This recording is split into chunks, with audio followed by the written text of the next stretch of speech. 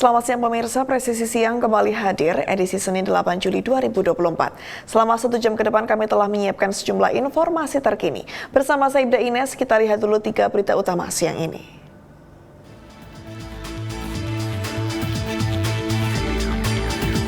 Presiden Jokowi bertolak ke Kabupaten Takalar untuk meresmikan bendungan Pamukulu. Pembangunan ini merupakan salah satu upaya pemerintah untuk mengelola air dengan lebih efisien.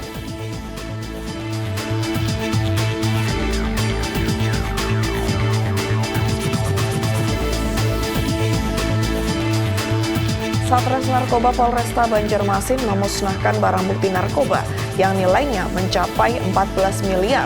Ini merupakan hasil pengungkapan kasus narkoba dari bulan April sampai dengan Juli 2024.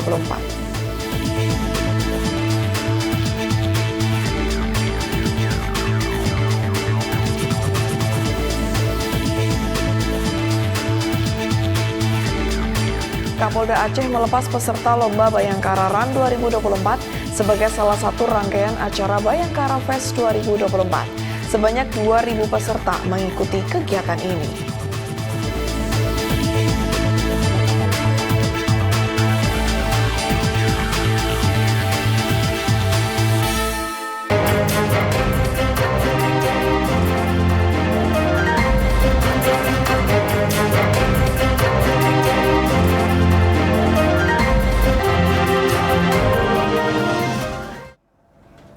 Kapolres Tebing Tinggi AKBP Andreas Tampu Bolon menggelar rilis pengungkapan kasus tindak pidana narkotika periode minggu keempat bulan Juni 2024. Kapolres menyebut dalam periode ini pihaknya telah mengamankan 3 orang pelaku penyalahgunaan narkoba dengan barang bukti keseluruhan mencapai 3 kg sabu.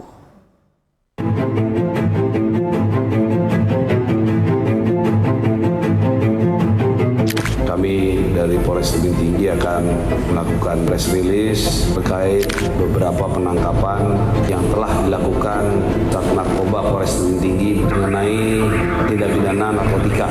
Yang pertama, di tanggal 25 Juni 2024 mengamankan 2 orang tersangka, inisial PP 35 tahun laki-laki dan YS laki-laki 40 tahun di Sebelutu, Kampung Jati, Dusun 15, Desa Sebamban, Kecamatan Sebamban, Kabupaten Serdang Berdagai.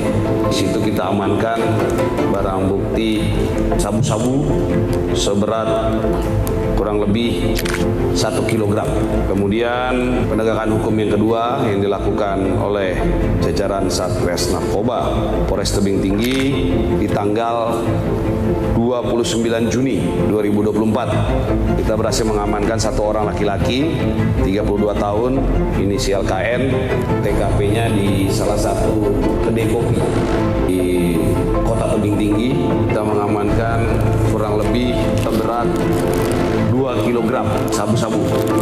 Kami menyampaikan di kesempatan ini bahwasannya Polres Tebing Tinggi akan terus memburu segala bentuk kejahatan terkhususnya narkoba sampai ke akar-akarnya. Itu komitmen kami bersama dan selaras dengan apa yang menjadi atensi Bapak Kapolda Sumatera Utara terkait program prioritas Polda Sumatera Utara. Satres Narkoba Polresta Banjarmasin memusnahkan barang bukti narkoba yang nilainya mencapai 14 miliar. Barang bukti ini merupakan hasil pengungkapan kasus narkoba dari bulan April sampai dengan Juli 2024.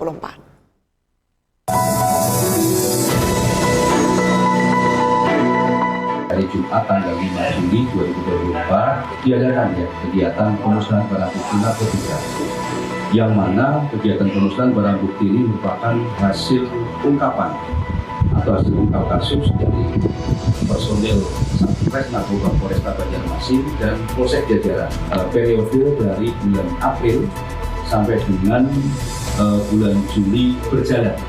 Ya, terdiri dari sabu itu sebanyak 8.662,31 gram. Kemudian ekstasi 2.146 butir dan juga serbuk ekstasi yang kebetulan yang kayak udah hancur begitu ya, itu seberat 15,47 gram. Dari pengungkapan tersebut tentunya Polresta Banjarmasin dan Polsek Jajaran itu telah menyelamatkan ya, masyarakat termasuk generasi muda sebanyak 132.078 jiwa yang dapat terhindar dari penyalahguna narkotika. Pemirsa, Kapolresta Barelang menggelar konferensi pers ungkap tersangka peredaran gelap narkotika jenis sabu bertempat di lobi Mapolresta Barelang. Setelah konferensi pers dilanjutkan dengan pemusnahan barang bukti narkotika jenis sabu karena sudah ada surat penetapan dari Kejaksaan Negeri Batam.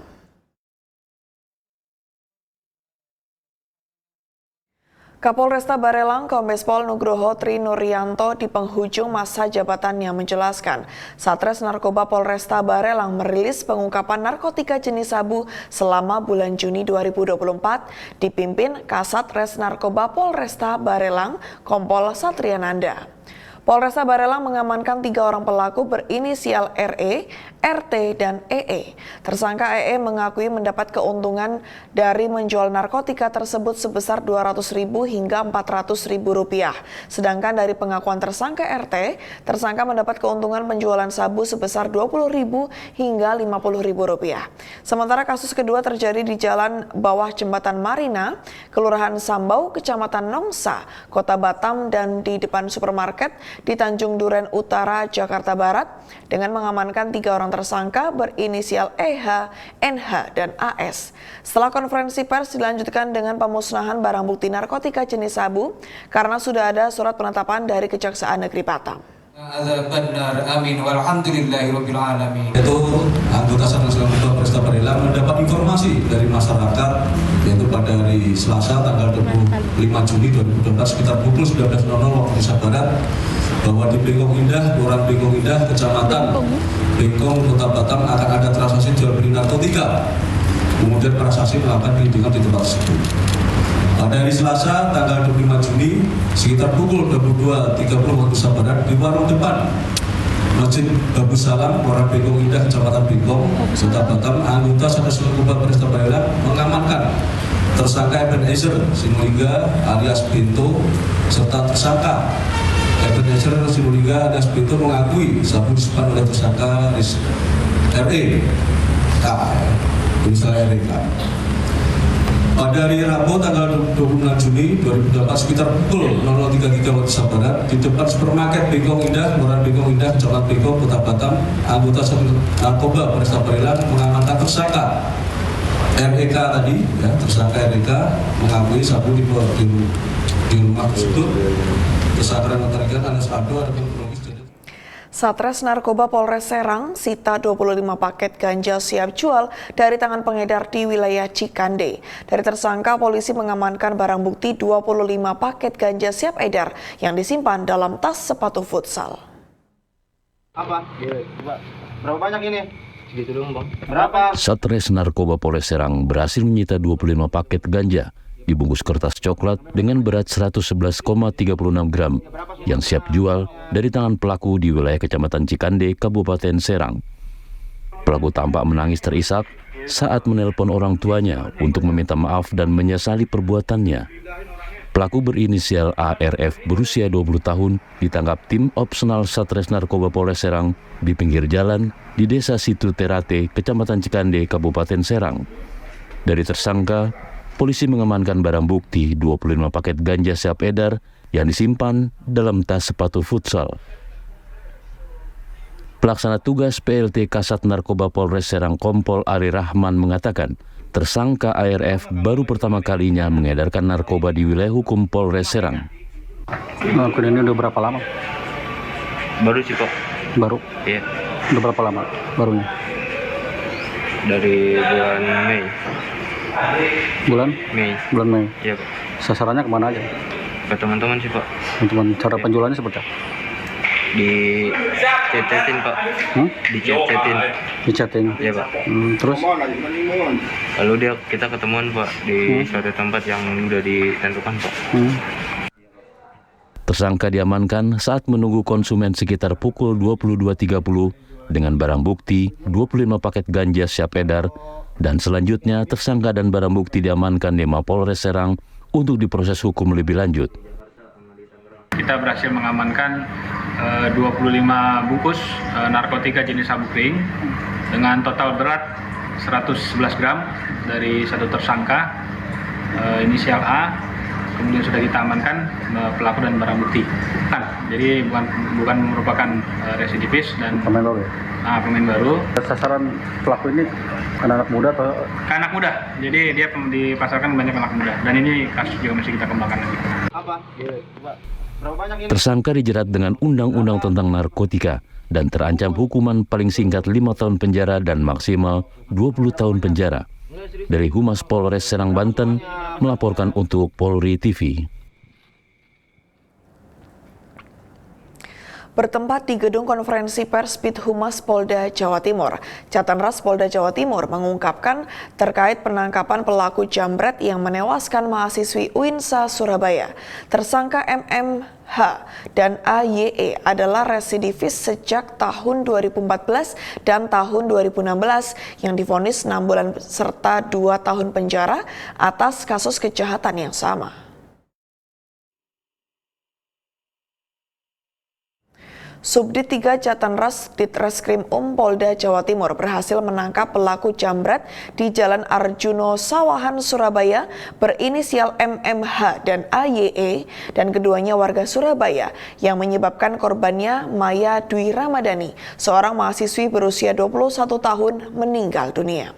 Ditreskrim Polda Jawa Timur Brigjen Pol Toto Suharyanto mengatakan tim khusus gabungan dari Subdit Catanras Polda Jawa Timur dan Polrestabes Surabaya berhasil menangkap kedua pelaku yang kini telah ditetapkan tersangka atas tewasnya mahasiswi Universitas Islam Negeri Sunan Ampel atau UINSA Surabaya tersebut.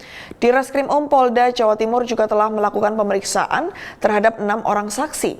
Sebagai informasi, saat peristiwa penjambretan tersebut, korban mengejar pelaku yang merampas tasnya. Namun ketika sampai di Jalan Semarang, korban mengalami kecelakaan hingga tewas di lokasi kejadian. Untuk tersangka yang pertama, ini inisial MH. Kemudian yang bersangkutan selaku eksekutor dengan cara mengambil tas warna coklat milik korban dengan cara menarik paksa sehingga tas kemudian putus, kemudian dibawa lari, kemudian tasnya dibuang, uangnya diambil. Sedangkan untuk tersangka AYE ini sebagai joki yang membonceng pelaku M, kemudian mengendarai sepeda motor Vario di depan teman-teman. Kemudian setelah itu juga sama, yang bersangkutan mendapatkan uang tunai 63.000 dari peristiwa tersebut. Presiden Jokowi bertolak ke Kabupaten Takalar untuk meresmikan bendungan Pamukulo. Informasinya setelah jeda berikut ini. Tetaplah bersama kami.